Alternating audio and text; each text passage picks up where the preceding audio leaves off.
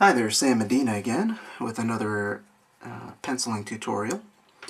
You can check out my work at jaketheevilhair.com and darkville.com, and you can also go over to Amazon and support us by getting our book, Katarina the Dragon Slayer and the Foebreaker's Curse. It's an epic fantasy with a sci-fi steampunk twist. The latest review we've gotten from a top 500 Amazon reviewer was 5 stars and compared us to Tolkien and C.S. Lewis. Not my opinion, theirs. Feel free to check us out. There's a free preview that you can read. And now here we go. Today we're going to do a head construction. So a lot of people have a lot of trouble drawing heads from a variety of angles.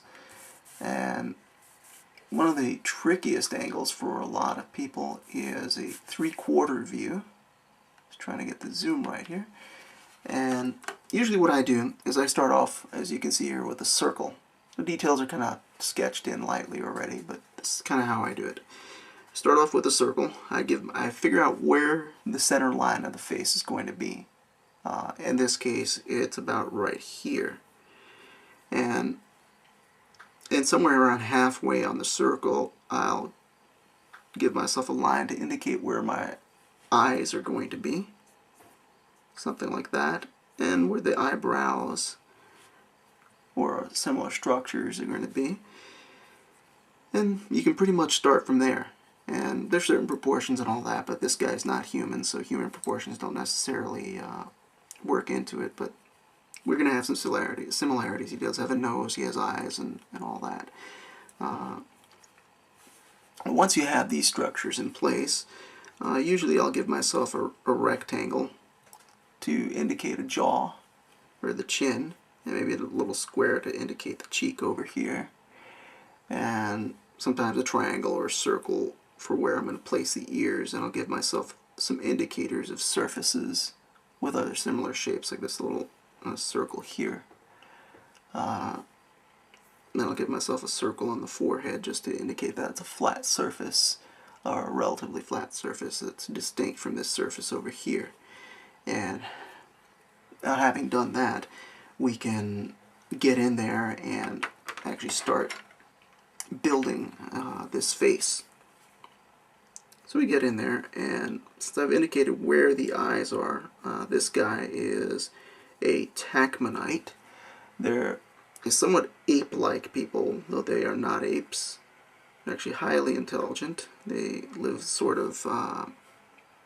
they live in a sort of quiet barbarism. This one happens to live in the elves' forest.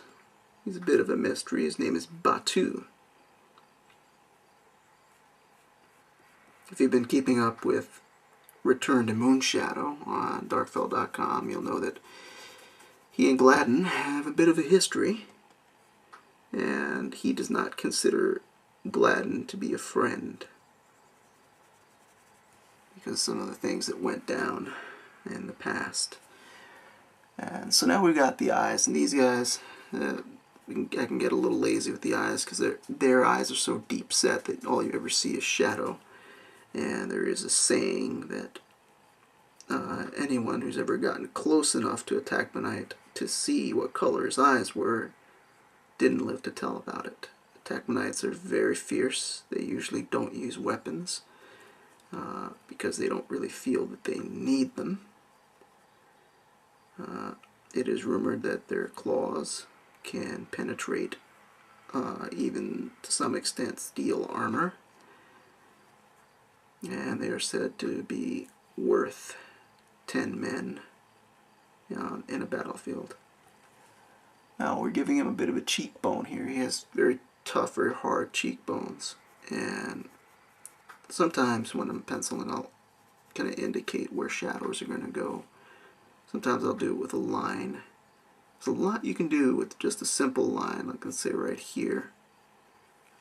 That's pretty much all we're going to do for that lower lip. But it's going to give us the illusion that it's a three-dimensional object. And same thing here with kind of the Adam's apple area. that it doesn't take a whole lot to create those contours. And but their ears are kind of triangular. Make them droop a little bit, kind of give them some character. And give him a couple of earrings.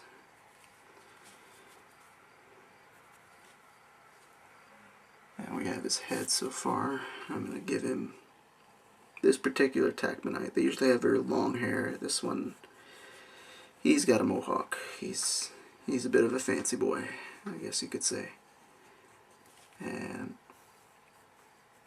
there we go. And one of the things you got to realize with the neck on any humanoid figure, the neck is basically the muscles of the neck, some of them attached to the back of the skull. So if you've got a very kind of thick-necked, powerful character, you want to kind of, sometimes you want to give that a bit of an exaggeration, if you will,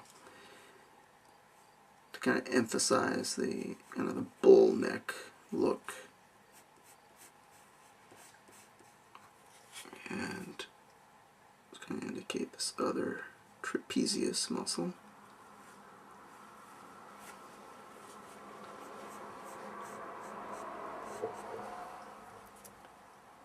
And let's see,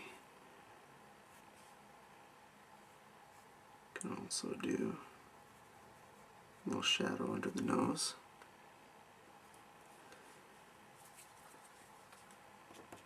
And then in the inking stage we'll get rid of all our guidelines, but there we have a fully constructed head. I hope you found this useful and helpful. If so, feel free to like it, rate it, comment it, and check us out over at darkfell.com.